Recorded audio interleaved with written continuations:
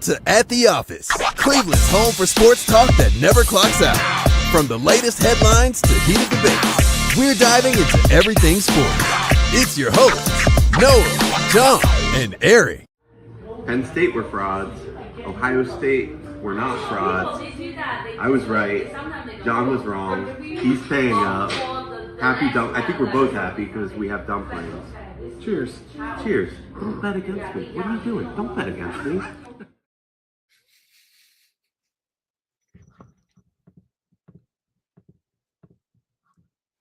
Good evening, ladies and gentlemen, boys and girls, children of all ages. I did not know that we were going to start off with that clip, but I paid the piper. I lost a bet, got his dumplings. But more importantly, it's great to be with you. Welcome into the office, a show where we talk all things sports. I'm your host today, John. I'm joined by my colleagues and co-hosts, Noah and Eric. Before I kick it to them to see how things are going, quick reminder. You can join us at the office too. Send us a comment on YouTube, Facebook, X. You can text the show.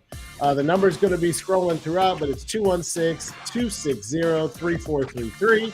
That's 216-260-3433. Also, one more piece of housekeeping before we get into things. We are giving away a Donovan Mitchell jersey. So don't forget, follow us on your favorite social media channel at The Office Clee to be entered. The drawing is on February 4th. We are really excited to be with you. We're going to talk about all sorts of things tonight. We have an agenda. We got our 30-second takes. We're going to talk a little NFL and college football. But who the hell knows? We love our rabbit holes too. You never know what you're going to get over the next 58 minutes or so. To kick things off, Eric, Noah, how are you doing? Noah, what are you wearing and why? Well, let me tell you what I'm wearing, John, and I'm doing well. Thank you for asking. The powers above us at the Office LLC has granted me the right to referee the biggest moment in sports history and the small-scale YouTube. John Sharp, 40 baskets. Buckets. Half-court line. I almost said free throw line. Can he do it? Will Eric have to pay him $20? We are recording that soon as in this weekend. And I'm ready. I got my flag on the play. Eric's wrong. John's going to sink that bitch. Let's get after it, gentlemen. It's going to be a good day. I've seen some people who let power go to their head, but you take the cake, Noah. The full ref outfit for this weekend is classic. But I'm glad to see you. I'm glad you're here, brother. How you guys doing tonight? Well, I'm glad he wasn't around for the Stanford prison experiment because he definitely would have helped end that shortly. I'm doing all right until I saw that intro video. The only flag should be on that sweater I was wearing. Why didn't you guys let me know that I do not look good in that sweater? That was a little foul to play that right off the bat, but otherwise doing good. We were trying to bring in the sex appeal to start the show, Eric. That's what I was trying to do there. That was rough. I didn't like that. Sorry, buddy. Sorry. That reminds me, I think it was a Friends episode where they're like, well, don't worry about it. The camera adds 10 pounds. And then the next dude's like, yeah, but how many cameras are on you? Yeah, seriously. I was watching that. I'm like, I don't look like that here. What's going on? Hey, listen, the best and worst of us. As a new alpha, I love some old gold. So it was all good with me, even if it was a little overinflated. But I digress, man. Let's overinflated. I'll remember. I was gonna make a Michelin Man joke, but I was gonna take it easy. I'm in a really good mood. Listen, hey, this guy had to pay up. He paid up on his dumplings. I give him credit. They were worth every cent, even though technically I paid and he had to pay me back, but it was fine. If you guys are going to LJ Shanghai, it is cash only now. Just know that. Right? I didn't. But that was a good way to start the day, I got to say. Yeah, not too much shade, man. If we eat lunches like that on the regular, 3 orders of dumplings and a meatball, we're all going to need to hit a diet for our New Year's resolution. Hey, I had Sure. 2 meatballs and a dumpling. Speak for yourselves. You guys had 15 orders across the table. I was done eating before you finished your second plate. The Fair best point. part though, it was cash only and we didn't know going in, and all I had was $100 in cash on me. And I asked LJ, I'm like, hey, do you have Venmo? Like, I only have 100 on me. And she's like, oh, you'll be fine. And then not 30 seconds later, she comes back to the table. I didn't take your order. I didn't know how much you ordered. You could just pay me the extra next time. I'm like, oh, damn, we did order a lot. Yeah, That's she's like, right, you, though. she's like, you guys know you can come back, right? You don't have to eat it all while you're here. For sure. Oh man. Well, hey, let's get into it, guys. We got a great show for you tonight. We're going to talk about college football national championship, where our OHIO State Buckeyes face Notre Dame. We're going to talk a little bit about the Browns, a bombshell article that dropped today. But let's get started where we usually get started. 30-second takes. A hot topic that we have discussed multiple times on this show that is very divisive. And in some ways, it's the first argument we ever had in the office before we started the podcast. It surrounds Mike Tomlin and the Pittsburgh Steelers. So for this evening, since we know he's on a little bit of a hot seat and he's been in the national news, let's get started on, is Mike Tomlin overrated after losing again in the first round of the playoffs? Noah, I'm going to kick it to you first. Put yourself on the timer and let us know what you think about our friend Mike Tomlin. Well, he's not my friend because he's very, very overrated. Let me just list some things that have happened since Mike Tomlin's last playoff win. Tom Brady has won 3 Super Bowls. Dan Quinn took the Falcons to the Super Bowls. Dan Quinn was fired by the Falcons. Dan Quinn spent 3 years as the Cowboys DC. Dan Quinn got hired by the Commanders. Dan Quinn took the Commanders to the playoffs and won a playoff game. He is overrated. He cannot win. They need to just blow the whole thing up in Pittsburgh and start it fresh because they are in football purgatory. Or Fair purgatory. points. Eric? What did you say? Because I Nothing, said man. purgatory wrong because I saw the timer and it made me sweat a little bit. You're right. My bad. That one's on me. Listen, Uh, put that timer up. I started to sway today in the office talking to our resident Steeler fan, Michael. But then once again, I looked up the playoff record. They lost this year to Baltimore, who's a very good team and could go on to win a Super Bowl. In 2023, they lost to Buffalo. Before that, the Super Bowl champs Chiefs. Before that, the Browns and Jaguars, say what you will. The Browns steamrolled them that year. This timer is too short today because we got to keep going. Before that, they lost in the conference championship to Anyway, John, so how are you tonight? I knew it was the coming. Super Bowl winning Patriots. Before that, they lost to Cincinnati, who would go on to the Super Bowl. Before that, they lost to a good Baltimore team. Before that, they lost to a Peyton Manning Super Bowl winning Denver team. My point is, yeah, they haven't won a lot of playoff games, for sure. But Mike Tomlin does more with less than any coach. Now, I get it. Noah's argument is, well, he doesn't do more with more when he has a stacked roster with Roethlisberger, with Antonio Brown, etc. But he ran into buzzsaws like we've never seen before. Patriots, dynasty. Chiefs, dynasty. I don't know what you want from the man.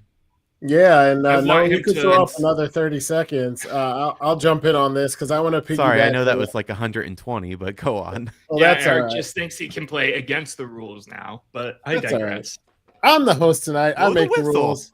I'll allow it because he's on my side, so I'll let him go as long as he wants. Yeah, I agree with Eric. The thing that you didn't list when you were rattling all those things off that happened is that Mike Tomlin had to try to win games. He's never had a losing season in any of those seasons with people like Mason Rudolph, Kenny Hodges, Justin Fields, or washed up Russ Wilson and Mitchell Trubisky as a starting quarterback. I wouldn't exactly call that a recipe for success from the front office of the Steelers. But the biggest question, like we always say with these, is not so much who do you have, it's who are you going to get. Before you get rid of a guy like Tomlin, you better make damn sure you got somebody as good to replace him. And I think Steelers fans will regret letting him go about 6 games into the next season when they have a replacement, unless they could convince somebody like Belichick or something to come there and try to get things going again. I know we've sure beat Belichick could coach that team.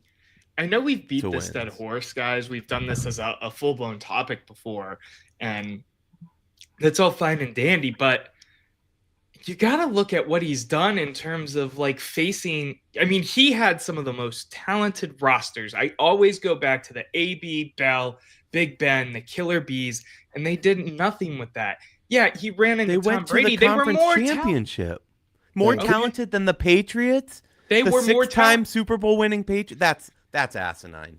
I'm Yeah, sorry. No. it's Well, you not. guys just got done telling me why Lamar Jackson is not you guys. Noah got done telling me why hands down Lamar Jackson's the MVP because he's the greatest thing since sliced bread. And that's who they drew in the first round of the playoffs. Do you think they were going to put up 48 points and win? No, but I think if Mike Tomlin's that good, he should be able to win one of these games, whether it be us back in 2021, whether it be any of the other matchups. If he is this great godsend to football that we all act like I don't act like he is. Steelers fans don't act like he is. There were fans leaving the game at halftime because it was another Mike Tomlin's masterclass. I don't get the He's hype not on throwing this guy. and catching the ball. He's coaching. I mean, I think what you're putting on this guy's shoulders is ridiculous. We were ecstatic when we won one playoff game. This guy leads them to the playoffs every single year. The fact that you say that it's a more talented roster than the Patriots in their prime is just crazy. The only thing that I'll give you, hold on, no, I'm talking.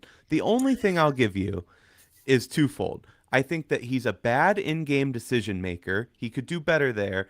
And I think he's a bad hirer. His coaching tree, which I don't really care about a coaching tree, but it's a little non-existent.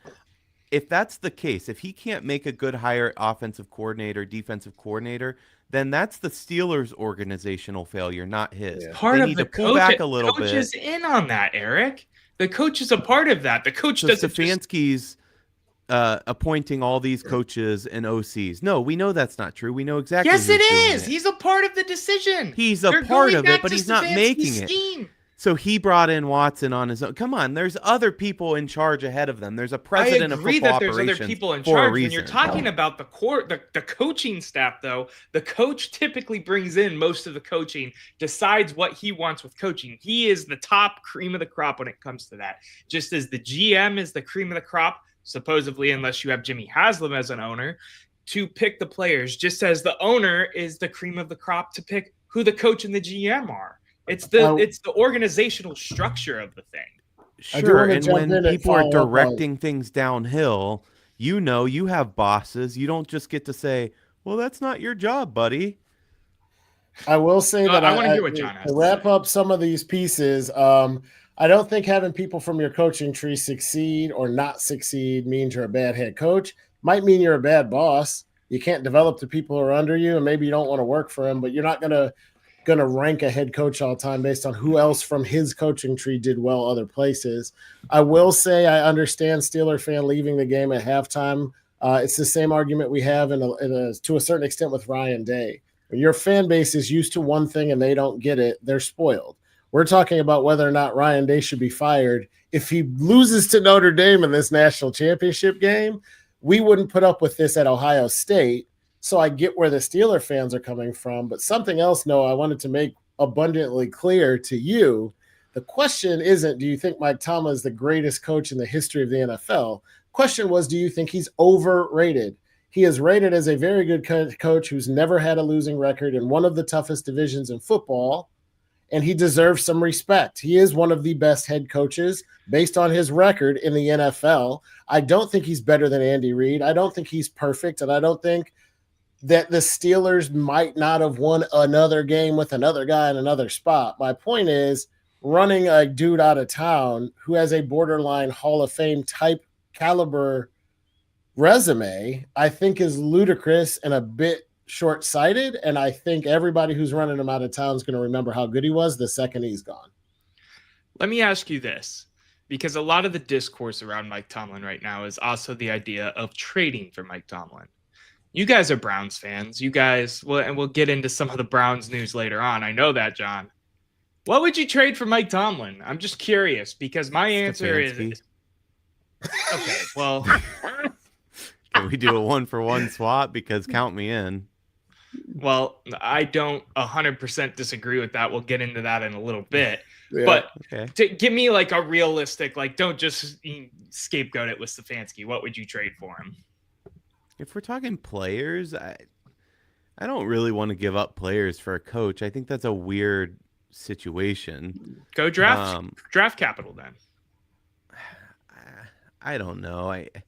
It's such a I don't believe in trading for a coach. I don't like that. I think Tomlin, but he's a turns borderline Hall of Fame guy.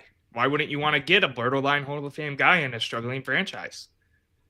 I would take him. I think if you can spend a 6th or 7th round pick on a kicker who we end up getting rid of, who's now kicking for the Bengals at the end of the year, I don't think there's anything wrong with burning a 7th rounder to get a guy like Tomlin in here. And I'll tell you why. We're going to talk more about this later, but some of the news we heard coming out of Berea ain't that good about culture and running the thing like you're an adult. Mike Tomlin, I think we would all agree, is a big-time culture guy. He demands accountability. He plays hard-nosed defense, and he knows how to win in this division.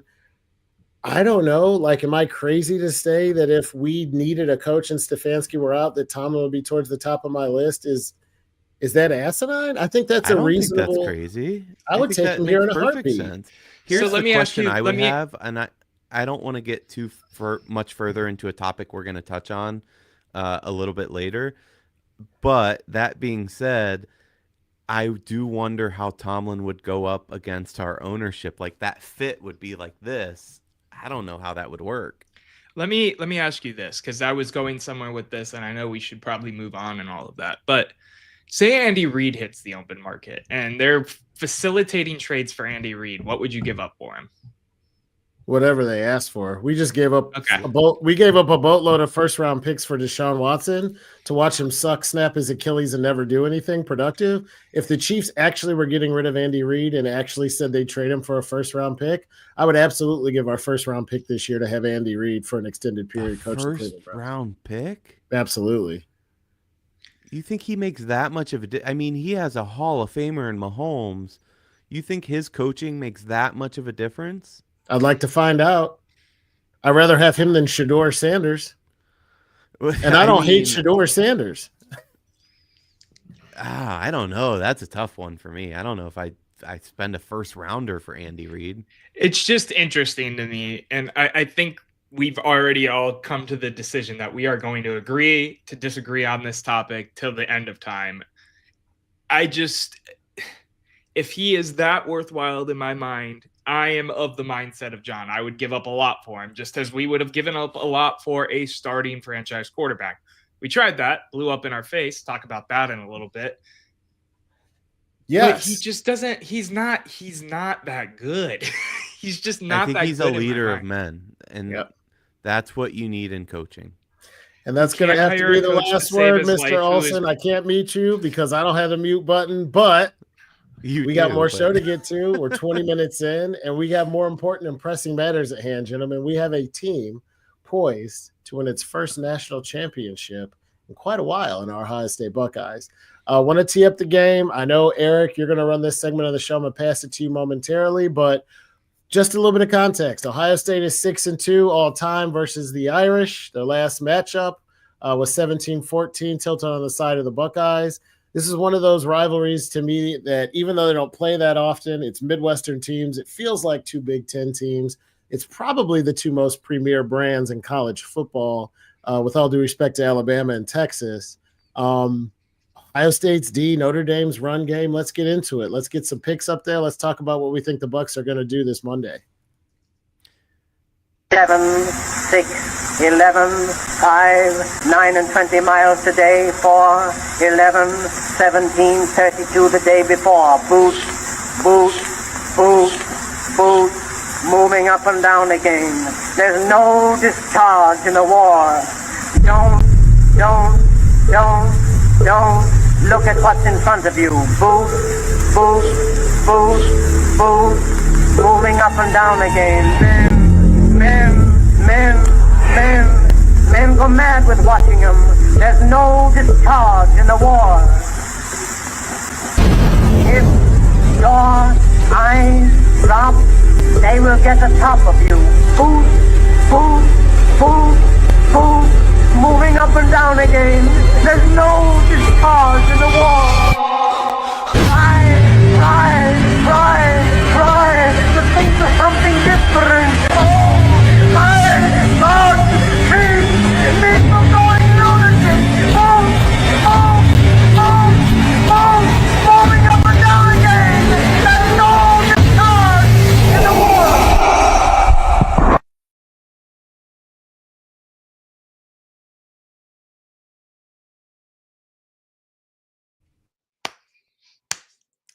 It Chills, doesn't Eric. matter how many times I watch that Jack Sawyer clip, I get chills every time. And I put the thing together, and every single time I watch it, I get so excited. Gentlemen, it is the national championship. The Navy SEALs have a saying, and their saying is that the only easy day was yesterday. Both these teams understand that.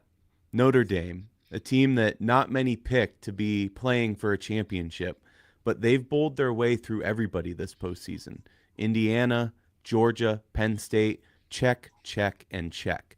The only easy day was yesterday. But now they're facing their toughest challenge yet, Ohio State. Expectations were sky high, but after a disappointing season and losses to foes new and old alike, not many had Ohio State in the final either. They set out to prove those doubters wrong. They did so in stunning fashion. Tennessee, Oregon, Texas, the only easy day was yesterday. And now, two perennials face off to lift the college football playoff championship trophy. Only one's going to reign supreme, and both prepare to do battle Monday night in Atlanta, where the only easy day was yesterday. Noah, it's Notre Dame, it's Ohio State. Who do you got? Listen, man, this was a tough one. I am the residential Notre Dame fan here at the office. They have had a hell of a run in the playoffs. Ohio State alum at coach, near and dear. Love everything they got going on over there. But I got to stay tried and true. I got to stay with the Buckeyes, man. Ohio State, like John said, is 6-2 in history against the Irish. The last matchup, 17-14, Buckeyes win. Ohio State's defense looks amazing. Notre Dame's run game is going to be swallowed by Jack Sawyer. Riley Leonard stinks. Give me the Buckeyes. I love that take, man. I was just thinking back over it, and you guys correct me if I'm wrong, but I give you guys shit for being homers and saying stuff like the Browns are going to win 14 games. So I got to be honest and come correct. 14 games, but go on. I said 14 games. Yeah, Anyway. thank you, Noah. I was like, hey, one of the two of you absolutely did. I'm not going to make you say who it was. But no, the point is I got to come correct on my opposite takes, right? I try not to be a homer, but I am definitely a hater of certain teams. I'm a Notre Dame hater. I hate them almost as much as Michigan. It's a thing that goes back to being a kid and then being on every week, and then they sucked forever. And every weekend at 3, we had to watch them on NBC, and they're holier than thou. You know, oh, Jim Tressel sold gold pants. You guys are off. And I'm like, yeah, like Notre Dame doesn't cheat too, but NIL's here. I digress. I do not like the Fighting Irish. I like them more than I used to because of their head coach. He's an ex-Buckeye, Marcus Freeman. I'm sort of kind of rooting for him, even though I'm not rooting for his team. I don't know how that works, but I won't be rooting for either this Monday. And I got the Buckeyes rolling in this game. I have picked against the Irish every step of the way in these playoffs. I'm picking against them again today. I think it's just too much. The honest take that I have on the Buckeyes is I was getting Ryan Day shits the bed vibes in the first half of the Texas game when we ran some awful plays right into the back of the offensive line. We couldn't throw the ball downfield. We were getting, they were bracket covering our best receivers, so we had some issues with that. And I was like, oh my God, we're going to lose this the same way we lost to Michigan. But what I was reminded of is that really good teams, and a hallmark of really good teams, is winning meaningful games even when you don't play your best. And the Buckeyes are so talented that even if they don't play perfectly, they got enough in the tank to beat Notre Dame, who I just don't think has the same amount of talent. I wouldn't be surprised if this was like Texas or even like Michigan, and you look up at halftime and you're like, okay, what's going on? And then somehow we won by 2 touchdowns because of a great second half performance. But give me the Bucks. If I had to bet it, I think I would take them to cover the 8, but I think that's actually a really good line. I got Buckeyes by something like 10, but I can't wait for some football on Monday. This is the biggest game we've had in a long time. I am beyond excited, and I want to make a quick point because you're absolutely right. The only team that can beat the Buckeyes are the Buckeyes. And it's funny that you say that because I had the same nervousness about Texas as well, but we never trailed in that game. It was either we were either up by a touchdown or tied. It was tied a lot, but we never trailed. Even when they're driving at the end, that was for them to tie it. So as worried as I was and as many penalties as we had, we were still kind of in firm control there. You could say, yeah, okay, one Travion Henderson touchdown run at the end of a half. If that doesn't happen, we're not there. But those things do happen, and we're a big play explosive team. I go back and forth. I'm with you. I do not like Notre Dame. I don't get the love. I don't get Ohio State fans that say they're my second team.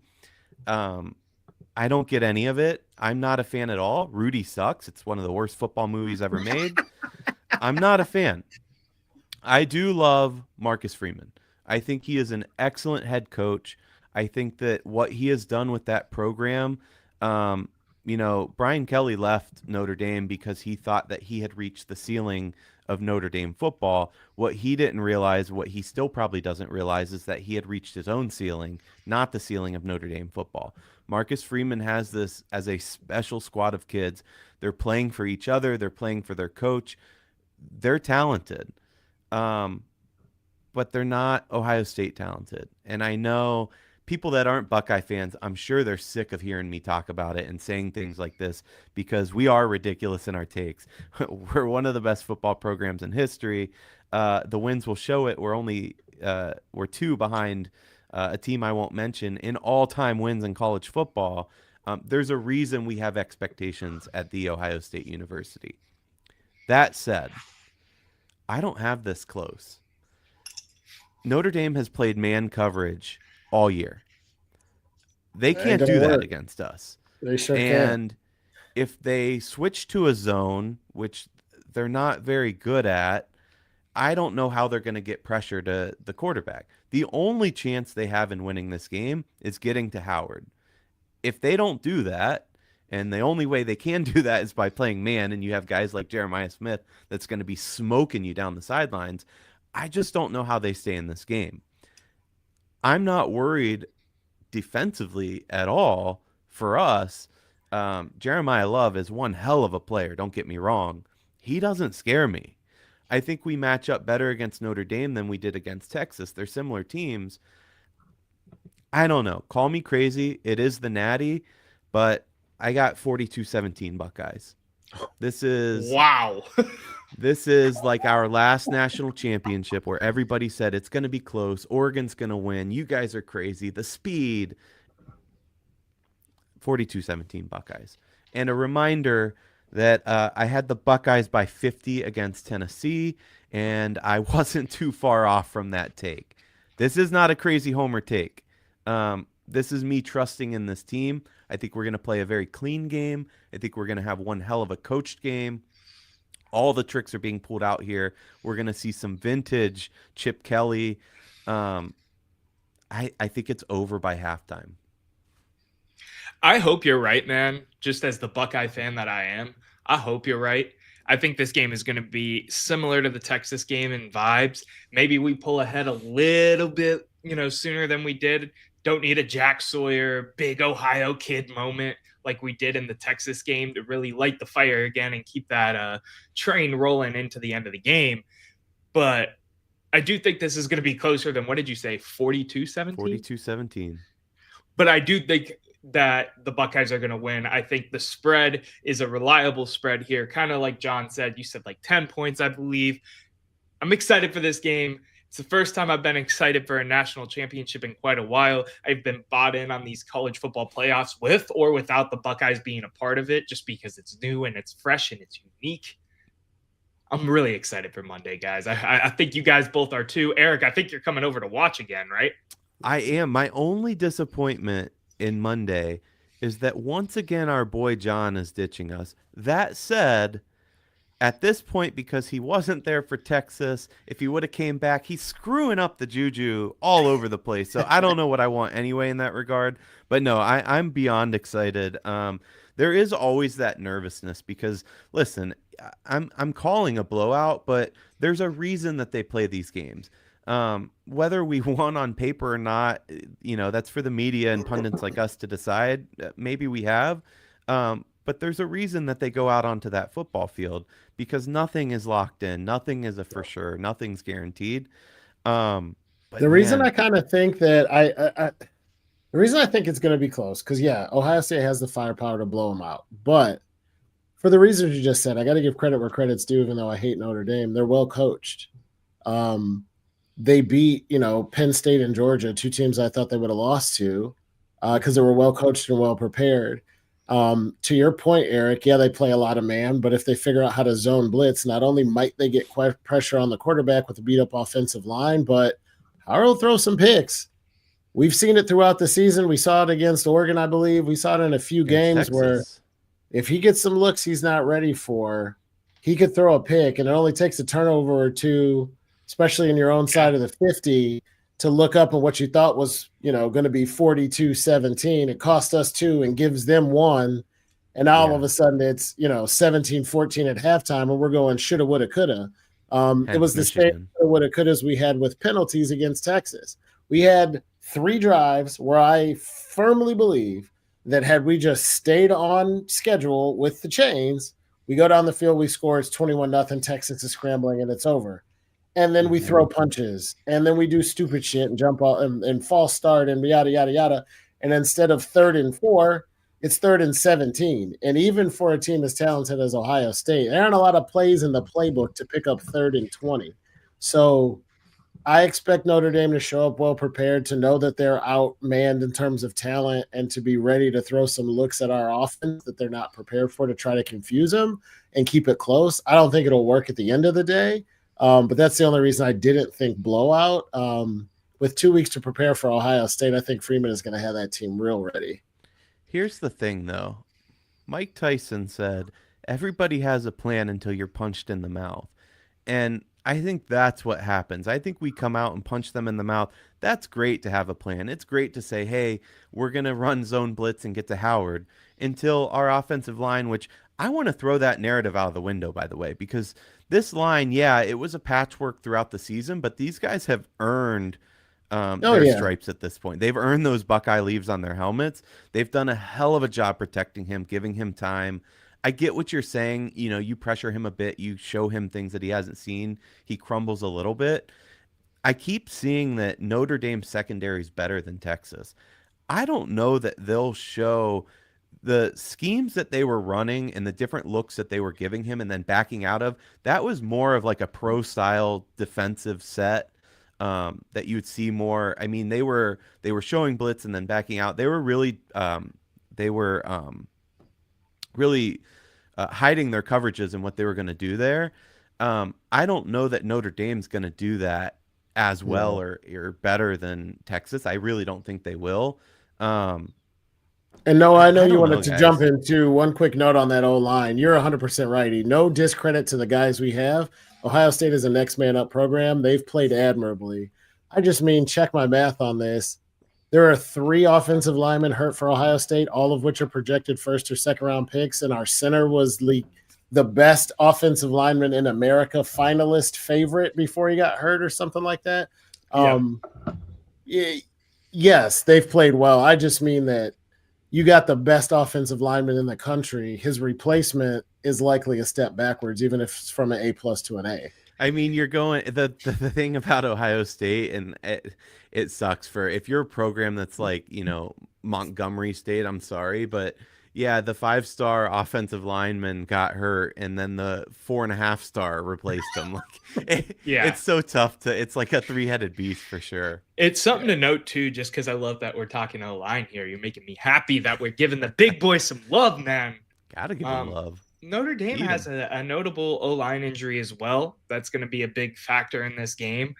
I just, you know, as much as I don't want this to be all of us going OHIO the whole time and it being a homer fest, it just feels just like after the Tennessee game, every game has just felt like it's Ohio State's game to lose. And I feel like that is very much the case, to echo the sentiment of what John said a little bit earlier. I'm still just so ecstatic. Eric, your video had me hyped up. I had the goosebumps on my arm. Boots, and some more boots. Let's go, boys. Yeah, that's a Kipling poem, by the way, that was during one of the wars. I think one of the British campaigns in Africa, if I'm not mistaken.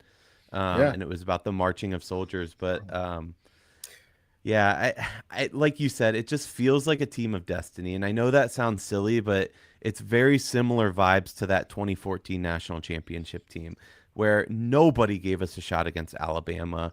And then they saw what we did, and they still didn't give us a shot in the national championship. Yeah, that narrative's a little different now. After we kicked the snot out of Tennessee, everyone goes, okay, Buckeyes are the team to beat.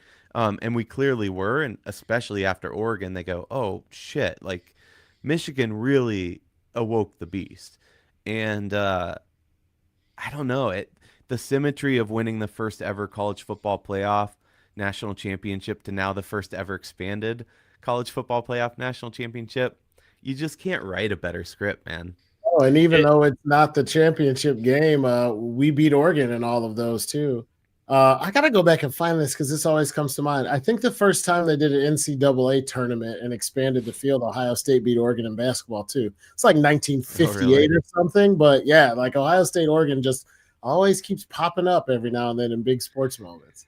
I will say, as much as it feels right, I do. And maybe it's the Browns fan in me, and maybe that's a good transition as well. But it feels like it's almost too good to be true. Like I'm drinking the Kool-Aid, I'm buying the snake oil of the Ohio State Buckeyes, and then they're going to go break my heart.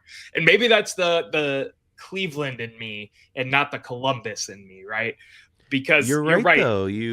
You temper those expectations a little bit. You guys know I shared a wallpaper with you guys that I made with all of Ohio State's bowl win trophies. And obviously I wouldn't, but I didn't touch anywhere near national championship number 9, what would be if we win, because yeah, who wants that bad juju? That's just not. Don't jinx it. I get what you're saying for sure. It's nothing's guaranteed in life, but I'm feeling pretty good. By the way, John, speaking of things in life, what's that chain you got there? Because that can't possibly be. Oh no, you should have gave me that at lunch after you lost and paid up the bet. And you guys should have both gave it to me at lunch because I'm still number 1 in the rankings of all these picks. So. As the host of today's show and the resident owner of the Best Take chain, I gave it to myself for saying I would trade a first-round pick if we could get Andy Reid. I thought that was a hell of a take, and I thought you two should know about it. We should have let the best take chain die in that episode. It should have died when the best take chain got introduced. Well, I like the chain. I just think we need a system where it's not John just awarding it to himself every single time. Right, exactly. No, I like the system. Call me crazy. You know what? We'll have some fun with this. You can have a chain. I have a credit card and the internet too. I'll get my own chain and we'll all be battling for different chains. We should do it. To be fair, this was a gift. What up? This was not purchased by me. What up? One of our loyal listeners. Yeah, but yours is like regular orange. Mine's shiny, so it's better. That's going to have to be the last word in this segment. We got to pay some bills really quickly. I will take off my best take, Chain, but I do reserve the right to give it back to myself in the second half of the show. We're going to hit a quick commercial break. We'll be back to talk a little bit more at the office and some NFL right after these messages.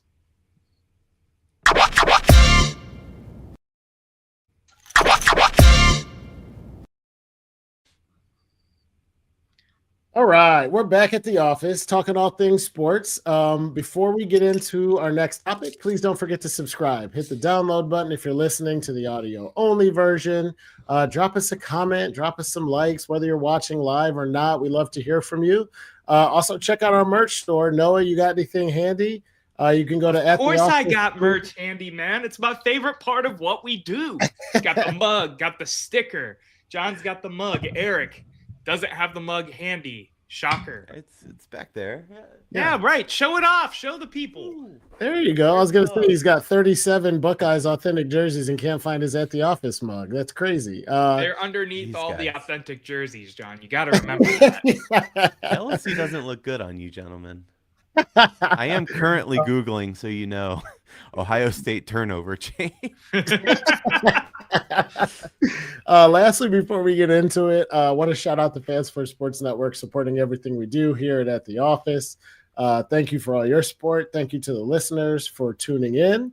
To wrap us up today, I guess Hot Takes wraps us up. But to get to our last scheduled topic of the day, I want to talk about some news that dropped. The Athletic dropped a bombshell article on the Browns. We talked about Tommy Rees in there being named offensive coordinator, but more importantly, there's just a ton of dysfunction in Berea that will come to no surprise to any Browns fan. The Deshaun Watson thing was a fiasco. How they treated him while he was here was a bit of a fiasco. There's some mud getting slung at Stefanski. It seems like the same old Browns. Noah, I let you get started last time.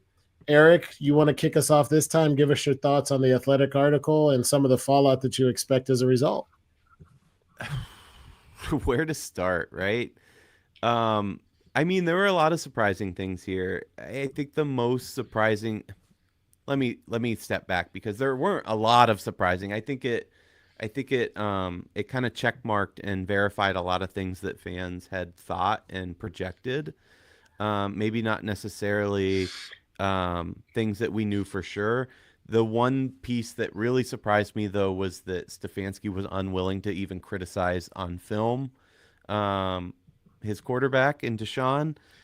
That's weird to me. I don't get that at all, honestly. Even if he's your guy, I don't know. That I couldn't get over that part of it. In terms of naming Tommy Rees to offensive coordinator, Notre Dame guy, by the way, former Notre Dame quarterback. He seems to be a decent a guy. I mean, several people around the league have given this guy roles, so clearly he's well regarded. He's a young guy, and I actually think that's good in an offensive coordinator kind of role. I like a young guy in that role. Obviously, he brings ideas and plays to that playbook. But the question, once again, hanging over all of our heads is, how is ownership going to hamstring us, and does it even matter? At this point, it seems like we're able to kind of move on from Deshaun Watson. The timing of the article, Deshaun once again tears his Achilles for the second time in the same year. Clearly, he's going to be out next year. Clearly, Browns are looking to move on. I will say that there's a lot of conjecture that they could get out of that contract because he wasn't wearing a boot. He uploaded a dance video, et cetera, et cetera. I will say don't count on that. The NFL Players Union is vicious. Aaron Hernandez was already convicted of killing 2 people, and they still went after the Patriots for trying to get out of paying him his bonuses. And you can't really get on the bad side of the union either, because then they tell their players, hey, don't go play for the Browns. Like, it's just a bad situation. So I wouldn't count on Deshaun not getting paid. But at this point, it's clear that we're ready to move on. How does that take place? Was this article now written and some things released because of that? And it sheds further light, too, on clearly Garrett's pissed. I understand his take because he's seeing all of this in the locker room. It's a fractured locker room. It really makes you wonder how does Stefanski continue to be head coach?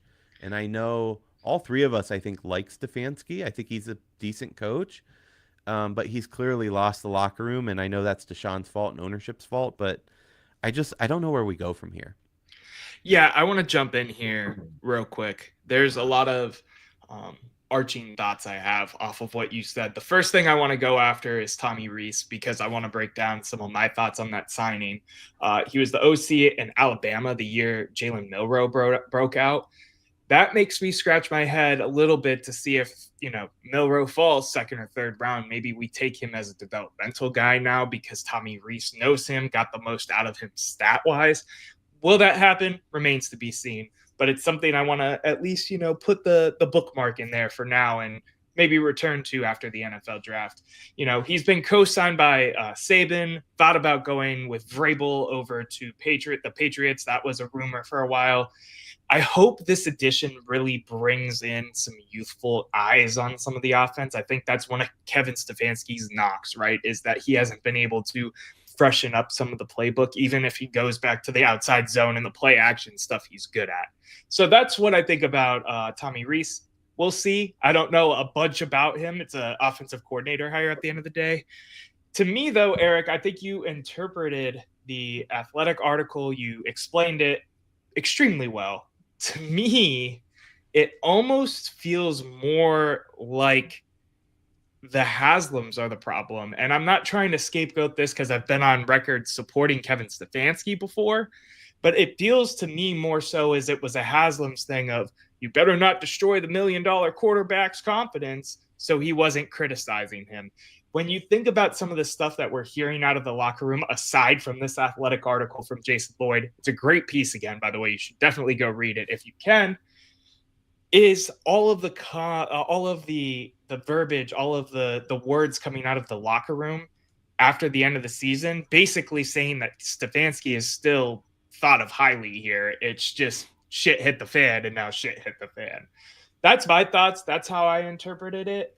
My favorite quote in all of this is Joe Flacco picked up the offense in 30 days quicker than Deshaun Watson did in 2 years. Yeah. It's hard to believe it's been 2 years already. Right. It's 3 now. It's 3 now, man. This is such a disaster, but it's so on brand for the Browns. First things first, Tommy Rees, good for him. Congratulations. I hope you do well. I'll be rooting for you. I don't know who this guy is. I hope it works. My thoughts are with no quarterback, it's not going to matter. So we got to figure it out there. So I'm going to jump into the rest of this. The Browns hiding Watson's struggles, the fact that he wasn't dropping back deep enough, and they're not calling him out in film sessions, it just reeks of a poorly run organization. And to one of our previous conversations, I feel like the house is burning down, and we're talking about things and places where we're like, oh, what China set should we get? Or what are we going to do about a living room couch? And I'm like, the house is burning down. Like, let's put the fire out and then focus on the other stuff. I love what are we doing with the first round draft pick? What are we going to do about Myles Garrett? The previous conversation that we had that comes to mind is that regardless of whether or not you think he's a great coach, Mike Tomlin leads the Steelers organization. They've only had 3 coaches in the last trillion years. There's stability, there's continuity, there's accountability, and there's a clear chain of command. There's a culture that he's instilled that is Steeler football, that Belichick did in Patriot, and the Patriot football and Patriot way. You hear about stuff like that all the time. And I'm not saying we got to be as good as Bill Belichick or have a coach that's been around as Mike Tomlin. But until you gut the rot in the organization that is all of this shenanigans, whoever we put out there is going to struggle. And even if they have a good year, they're going to struggle to come back and be consistent. We saw it with Baker Mayfield, playoffs and then bust. Saw it with Deshaun and then Joe Flacco. And Joe Flacco picked up the offense in 30 days and looked like a Pro Bowler, if not an all-pro. And Deshaun Watson still can't figure it out 3 years in. He can't even get his drop and his read right, let alone actually making plays. He's throwing balls 5 yards out of bounds. It's just a mess. I think the Browns actually do have a lot of talent. To you guys' point coming into the season about being optimistic about how many games they could win, it's because we actually had a good roster. But without a good front office, a good GM, a good system, and a good culture, there's only so much good players are going to do for you on the field if everything else is in chaos. So yes, it matters whether or not we get a quarterback. Yes, there are some things I think we can do to actually have a decent season next year, but I thought that Stefanski had turned a corner with this front office. I thought it wasn't the same old Browns. And after reading this article, if even a third of it is true, they got a lot more to do. And I agree with you guys both. I think it starts with the Haslams, and you can't tell an owner to sell a team unless he does something overtly, crazily racist and stupid like we've seen it once or twice. But sucking at football and ownership is not going to make you sell a team. I don't know where we go. Trying. What'd you say? Trying to force him The to city's sell trying the to team. force I it mean, right now, to be fair. The drama continues. Me and Matt covered that on Monday. What Yeah, did you let me guys tell you, think excessively wealthy, rich white dude doesn't want to do something. Want to know where my money is on who wins that argument? Oh, 100%. I'm with you, to be fair. I'm curious what you guys thought of the part of the article where they were talking about how the playbook was really designed around Deshaun being under center. They wanted to make the play action more effective and have options there. And he wanted to be in shotgun. So that kind of rip up the playbook. I thought that was the interesting. next thing I was going to touch on too. I wrote in my notes, Watson is selfish. They talked about in this article, and this was something that was touch based on, when everybody was vying to go get Deshaun Watson in the trade with the Texans, and we got to buy the fool's gold, and now here we are, was that him and Stefanski sat down and talked tape, and Watson was receptive of Stefanski's ideas and how Watson could fit in Stefanski's system. We pay him $250,000 or $250 million or whatever it ends up. Whatever it ends up mathing to. I wrote, and I quote, then he got the bag, said, "Nah, let me do my shit." But to be fair to Deshaun, and I'm not trying to back the guy at all, but I knew a sports psychologist that talked about Olympic athletes, and he said that, take your top 10 Olympic athletes. They all have the exact same physical traits. Every single one of them could run the 100-meter in the same time, whatever. And it comes down to being between the ears.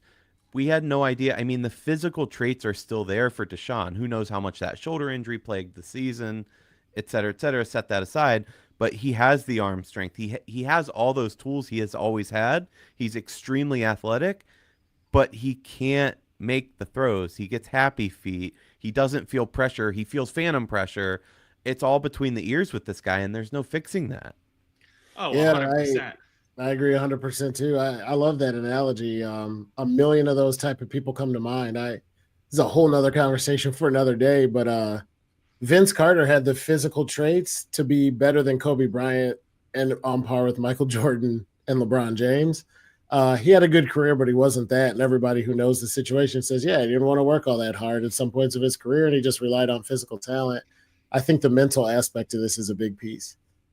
I loved watching him in the dunk contest, though. Yeah, 100%. And the Raptors jersey modeled after it now? Yeah. Listen, something that I don't think we touched on, and correct me if I'm wrong. Did we talk about the Callahan stuff yet from this article? No. That is the biggest piece to me, because Bill Callahan is a godsend when it comes to offensive line football, scheming, making guys look good, getting the most out of the least, doing what Mike Tomlin is horrible at. Sorry, I had to. It was rumored. I was waiting for a chuckle or something at least. Just can't help yourself. yourself. Okay. I was looking at my notes. It was rumored that if Alex Van Pelt stayed as the offensive coordinator, they didn't bring in Dorsey to tailor the offense around Deshaun Watson, and we saw how that went. If they kept Alex Van Pelt, Bill Callahan would have stayed. That's just crazy to me that we could have kept one of the best pieces in terms of this offensive staff, aside from the offensive coordinator and the head coach. And we decided, screw it. We'll go with the guy who just completely tore up his shoulder and hope that we could cobble it together for him. I want to know, they were talking about this master plan to protect Deshaun Watson's image and all of this. Was this the master plan to hide him in the media when it came to like full media practices and have him throw on the side and answer questions as lame duckly as possible? Because point blank period, this is the biggest failure I think I've seen this team go through. in problem your is- 24 years of life.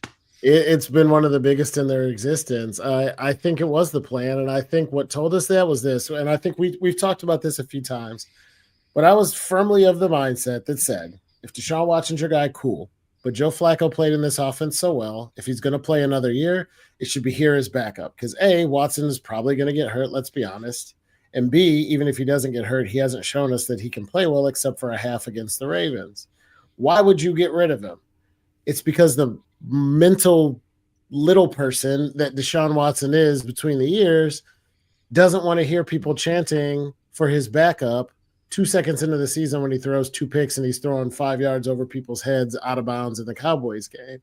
So when they got rid of Flacco and brought in Jameis to say this gives us the best chance at winning, that was the biggest and first red flag for me to say, okay, this is a Deshaun Watson thing, because they're babying him and coddling him. And it's a shame that you have to do that when you're giving a guy 9 figures in terms of salary, guaranteed.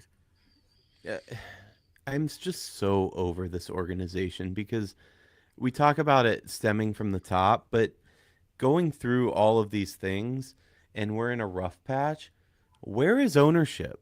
Where is the president? I mean, why are these guys not taking accountability and out? I get it. They're a team that's it's owned, it's property. But where's the leadership that fans need and frankly players need? It's so baffling. And to be fair, and I know you're pointing at the Haslams right now, and I think that's a totally valid criticism of this.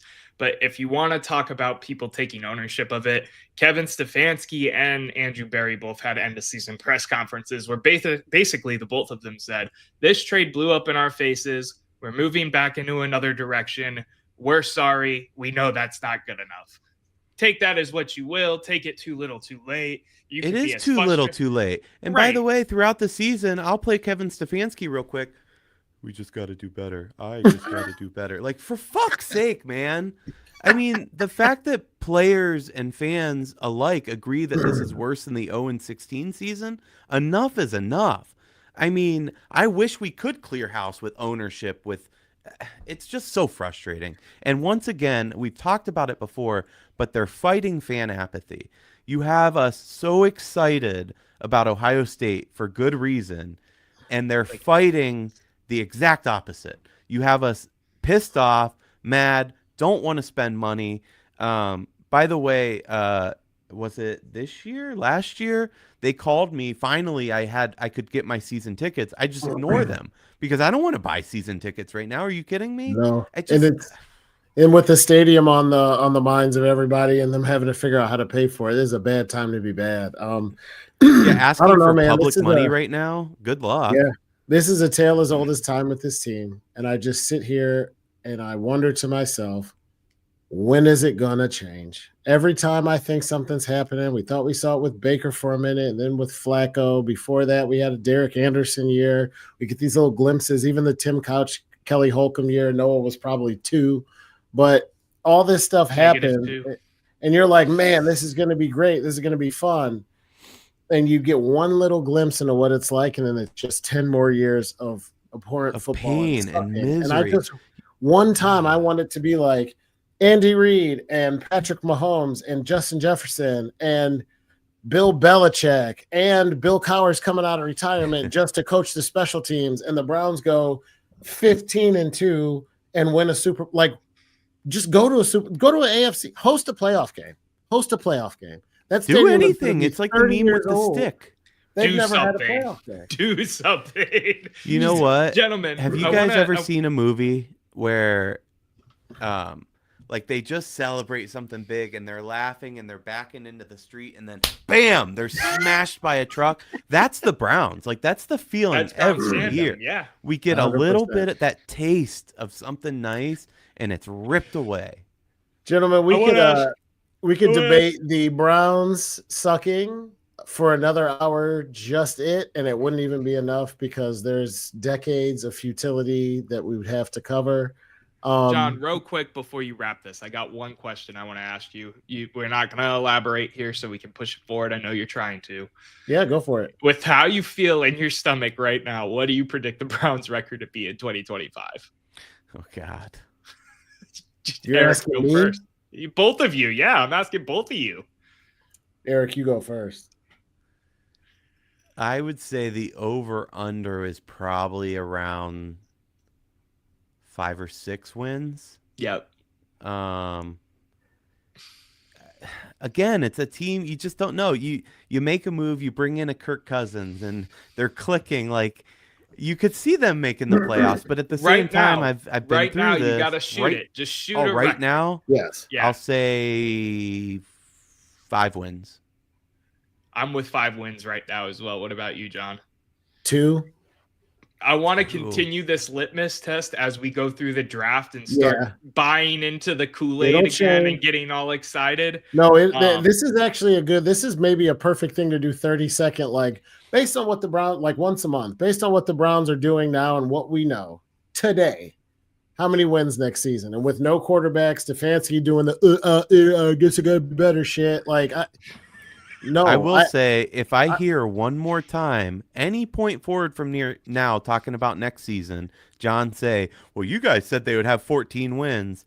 I swear to God, it's going to be a 2-man show after that because we both said 5. I never want to hear that again. We don't were have all to. sipping the Browns Kool-Aid last season, and unfortunately, it blew up in our face. John, you The can first take time you've officially come off of that stance, Eric. I'm proud of you. Let's wrap it up, gentlemen. It's been a great show. Spent some good time together. Let's shut it down with our usual hot takes. Before we say goodbye for the evening, what you got, Noah? Yeah, man. Hot take stays the same until All-Star break happens. We have updated voting. Darius Garland has Who? made it on the list. Donovan Mitchell on the list. Evan Mobley on the list. We are just missing one piece of the core 4 to make it to the All-Star game. Yes, I know these lists don't mean they're going to all officially make it, but Why is LaMelo Ball above Donovan Mitchell? LaMelo Ball's Melo Ball's averaging balling like out. 31 points right now. Yeah, Eric. he's averaging Yeah, more and points. he takes 70 shots. That is Well, I will valid. say Gilgeous Alexander for sure deserves in that one spot, though. He's well, of he's course, special. he's the MVP frontrunner right now. That's like I saying know, he's LeBron special. James is LeBron James. I know, but this kid, I mean, too. he doesn't have yeah, the but yes. history, that's my point. LaMelo Go Ball's out, balling out. vote, do He your is. thing. That is my hot take. All right, go ahead, E. There's some kind of Mandela effect going on with college football. Hear me out. Noah and I went down a little bit of a rabbit hole today because I don't. Reset real quick for the listeners who may not know. What is a Mandela effect? A Mandela effect is something where, let's just say, you knew that the guy in Hey Arnold was named Arnold and the woman who was obsessed with him was Helga. But now all of a sudden, everything's changed. Everything the internet says that no, her name was really Olga, and you remember it as Helga. Everybody in your generation remembers it as Helga, but no, it's Olga, and there's no evidence at all that Helga ever existed. That's the Mandela effect. I don't know if I explained that very well, but you get the idea. Yeah, I it's made. almost like We you mentioned. gaslit yourself with bad memory. You're like, "What's happening? Exactly. Everything's been a lie." Yeah. So let me ask, John, in our lifetime, the Ohio State Buckeyes have won 2 national championships. In what year did we win those national championships? 2002 Mhm. and 2016. Okay, well, you were off. But the point is, we won it in 2002 and 2014.